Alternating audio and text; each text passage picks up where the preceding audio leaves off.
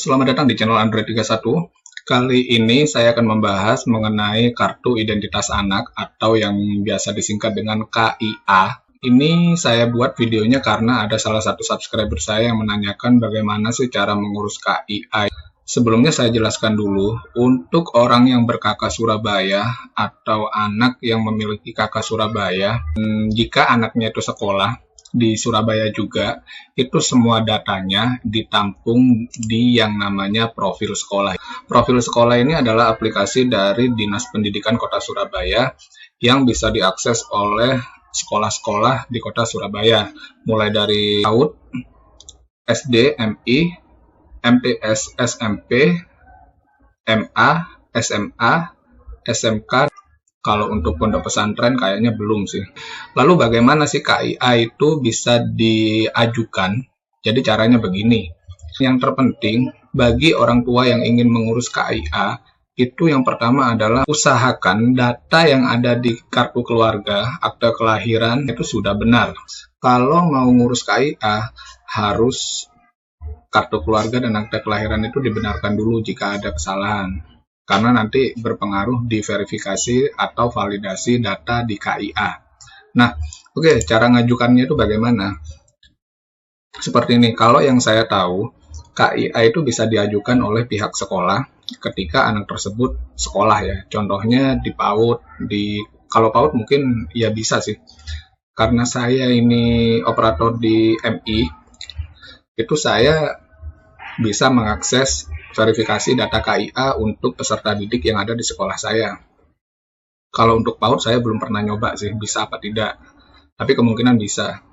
Dan ini juga ada kasus, karena tadi banyak orang tua yang datang ke sekolah, karena di kelurahan itu diundang untuk mengambil kartu identitas anaknya itu yang sudah jadi. Makanya saya cepat-cepat buat video ini biar para orang tua itu tidak bingung anaknya itu kok bisa dapat KIA dan bagaimana cara mengajukan anak yang belum dapat KIA. KIA itu bisa diajukan oleh pihak sekolah. Kalau untuk orang tuanya sendiri mengajukan sendiri itu saya tidak tahu mengajukannya kemana. Karena setahu saya cuma diberi akses untuk melakukan verifikasi data yang ada di KIA dan untuk pencetakan juga. Oke? Kenapa pihak sekolah itu bisa mengakses KIA? Karena memang ada surat pemberitahuannya dan di sini juga ada cara-caranya untuk melakukan verifikasi di aplikasi KIA. Nah, oke, verifikasi KIA itu untuk siapa? Untuk anak-anak yang sekolah di tempat tersebut. Pihak sekolah itu wajib melakukan KIA. Kok anak saya belum dapat KIA padahal sudah sekolah? Kemungkinannya ada dua. Yang pertama, yaitu karena ada data yang salah atau tidak cocok antara akte kelahiran dan data yang ada di profil sekolah. Nah, profil sekolah ini itu ngambil datanya dari Dispenduk ya, dari Dinas Kependudukan, dan nanti diverifikasi oleh pihak sekolah di aplikasi verifikasi data KIA ini. Kalau sudah cocok semuanya, nah itu kartunya baru bisa dicetak dan diberikan ke anak tersebut. Kita masuk dulu ke aplikasi verifikasi data KIA-nya ini agar orang tua itu tahu bagaimana prosesnya. Nah, proses yang pertama itu kalian kalau orang tua itu mau ngajukan ke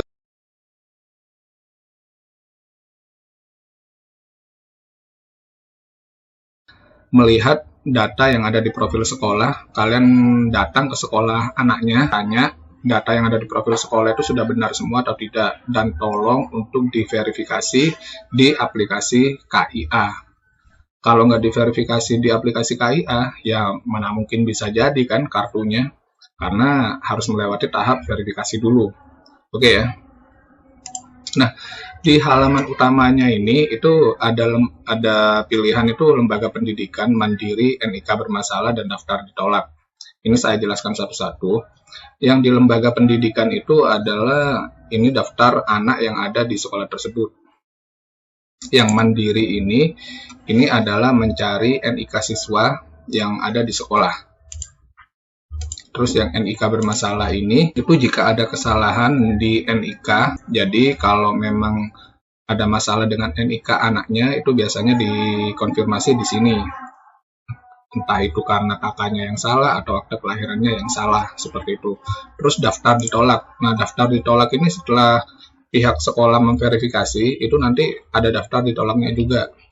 Daftar ditolaknya itu ada banyak alasan, contohnya nama ayah keliru, salah, tidak sama dengan yang ada di profil sekolah, atau nama ibu berbeda. Nah, di sini kan ada keterangannya nih. Nama ibu berbeda, nama tidak sesuai, terus nama ayah berbeda, akte tidak sesuai, seperti itu. Nah, karena banyak sekali data-data yang seperti ini, makanya saya ngomong tadi di awal, sebelum ngurus KIA, itu pastikan data kalian, data anaknya itu, yang di KK dan akte itu sama, dan yang di profil sekolah juga sama. Oke, setelah anak bapak ibu itu diverifikasi oleh pihak sekolah, itu nanti akan muncul di sini, di halaman konfirmasi KIA. Nah, pihak sekolah itu konfirmasi data KIA, setelah itu baru KIA-nya itu dicetak oleh pihak Dispenduk.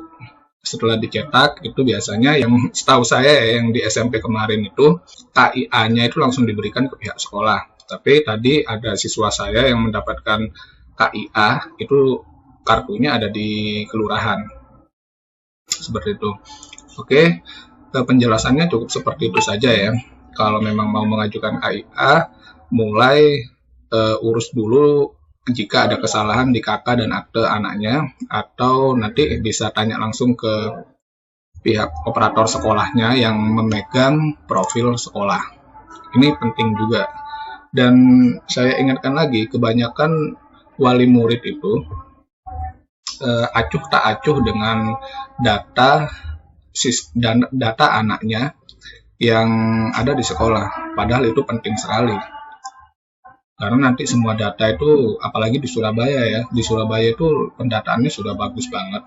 Jadi semua data itu diambilnya dari Dispenduk, makanya kalau ada kesalahan, satu kesalahan aja, itu bisa merembet ke semuanya. Merembet ke sekolah, merembet ke aplikasi KIA-nya, dan lain-lainnya. Makanya untuk data anaknya itu tolong dijaga dan diperhatikan dengan benar dan baik. Jangan lupa like video ini dan subscribe channel Android 31. Jangan lupa tonton juga video lainnya, dan sampai jumpa di video selanjutnya. Terima kasih.